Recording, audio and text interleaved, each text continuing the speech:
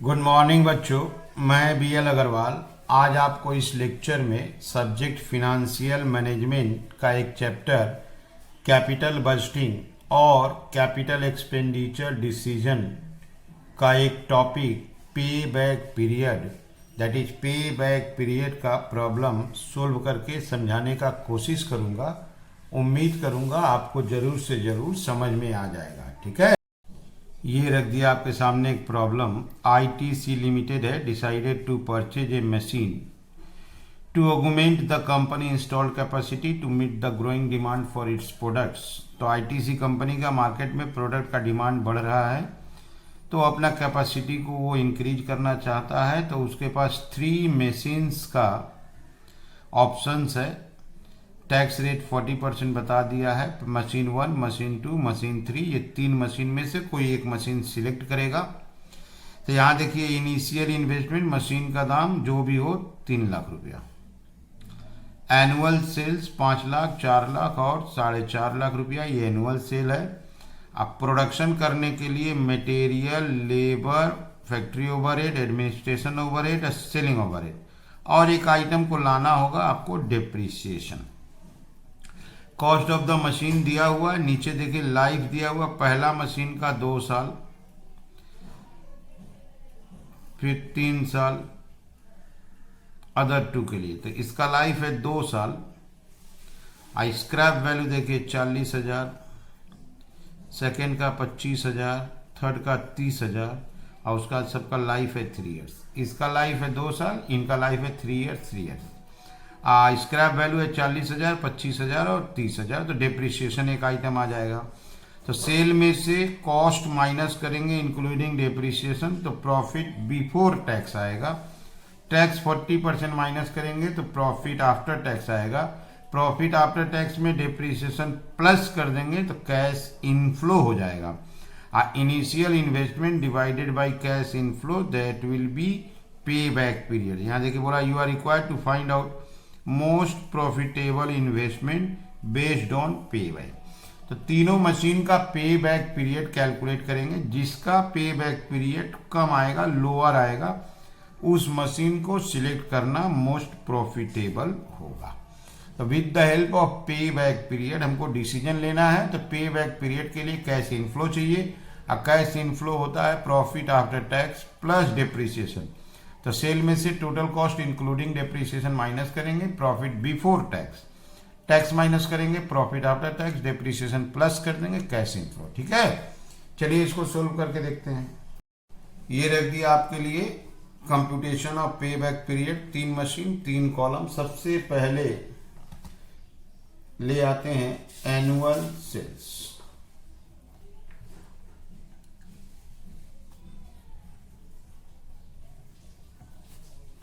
Annual sales, annual sales में इसका है 5 लाख, ओके, 4 लाख, 4,50,000। इसको यहां क्लोज कर दिए। B number estimated total cost. Estimated total cost में डायरेक्ट मटेरियल,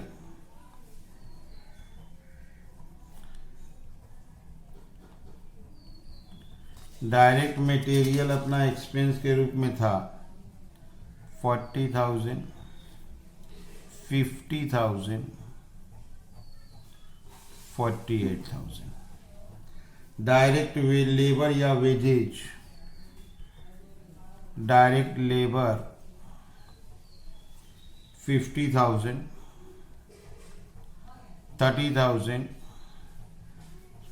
36,000। 3 ओवरहेड था, factory overheads, factory overheads 60,000, 50,000, 58,000। Administration overhead, administration cost या overhead 20,000, 10,000, 15,000. Selling and distribution cost. Selling and distribution cost. Every column 10,000. तो material wages 3 overhead ले लिए and fourth item is depreciation. Depreciation का हमको working show करना होगा. Depreciation equal to cost minus scrap divided by life. Machine 1 cost 3 lakh, scrap 40,000, life 2 1,30,000. Machine 2 cost 3 lakh, scrap 25,000, life 3 91,667. Machine 3 cost 3 lakh minus 30,000, life 3 90,000. Okay, तो depreciation होगा cost minus scrap by life. तो depreciation आ गया आपको. Depreciation यहाँ देते हैं 1,30,000, 91,667, 90,000. अब इसको यहाँ प्लस करेंगे तो ये आ जाएगा टोटल कॉस्ट. 40, 50, 90, 60, 150, 180, 310, 3,10,000. 80, 60, 140, 150, 241, 667. ये हो गया आपका 84, 99, 157, 267. तो सबसे ऊपर एनुअल सेल्स था. ये हो गया कॉस्ट. तो सी नंबर हो जाएगा प्रॉफिट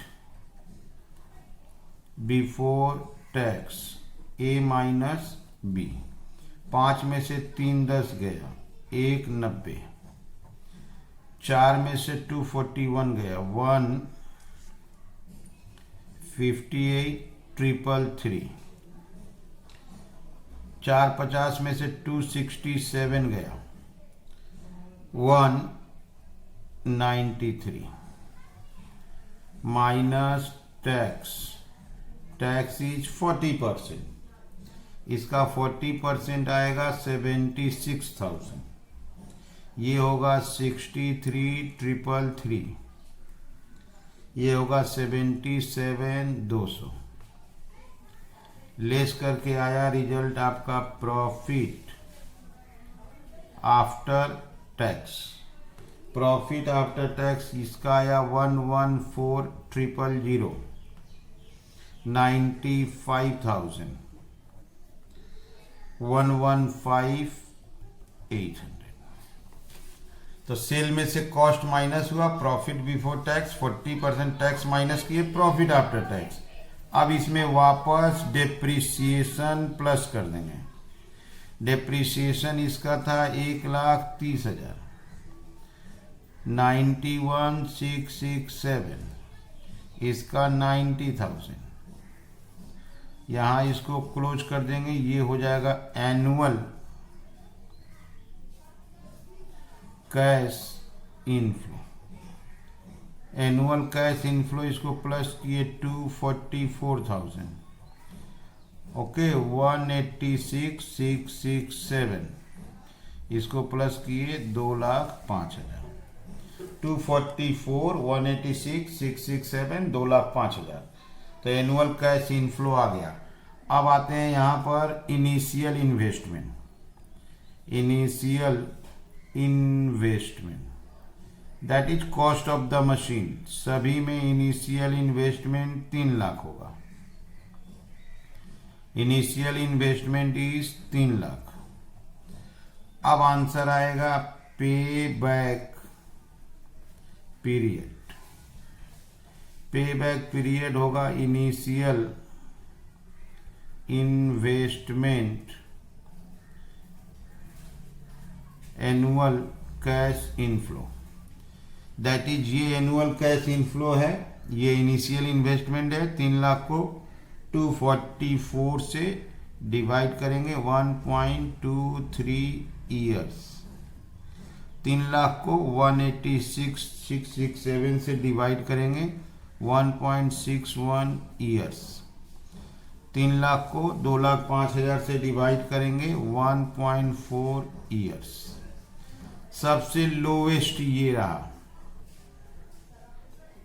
ये सबसे लोवेस्ट है, इसको रैंक 1 देंगे, इसको रैंक 2 देंगे और ये रैंक 3 होगा। जो लोवेस्ट है वो रैंक 1 होगा और उससे बड़ा रैंक 2, सबसे बड़ा रैंक 3। तो सबसे इंपॉर्टेंट है पे बैक पीरियड के लिए कैश इनफ्लो चाहिए। कैश इनफ्लो मतलब प्रॉफिट आफ्टर टैक्स में डेप्रिसिएशन प्लस करेंगे कैश इनफ्लो आएगा।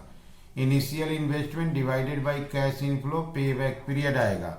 मशीन 1 सिलेक्ट करेंगे, मोस्ट प्रॉफिटेबल है तो यहां लिख देते हैं therefore machine 1 should be more profitable. Machine 1 more profitable है, इसी को सिलेक्ट किया जाएगा।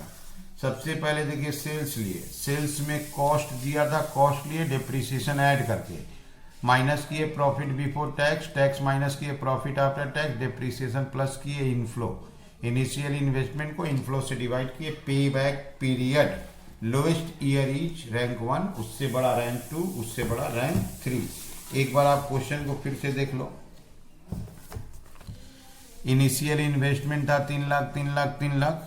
सेल देखिए यहाँ था, एक्सपेंस में material, labour, overhead, overhead, overhead, लेकिन इसमें डेप्रिसिएशन लाए, डेप्रिसिएशन के लाइफ है 2 साल और 3 साल, स्क्रैप वैल्यू 40, 25, 30। यहाँ देखिए बोला है कि प्रॉफिटेबल इन्वेस्टमेंट पता लगाइए पे बैक पीरियड की सहायता से। ओके, तो हमारा पहला टारगेट था पे बैक पीरियड कैलकुलेट करना। पे बैक पीरियड के बाद लोवेस्ट ईयर के हिसाब से रैंक दिए, तो मशीन 1 इज मोस्ट प्रॉफिटेबल। ठीक है, उम्मीद करते हैं आपको ये सॉल्यूशन जरूर समझ में आया होगा। Okay, thank you, bye.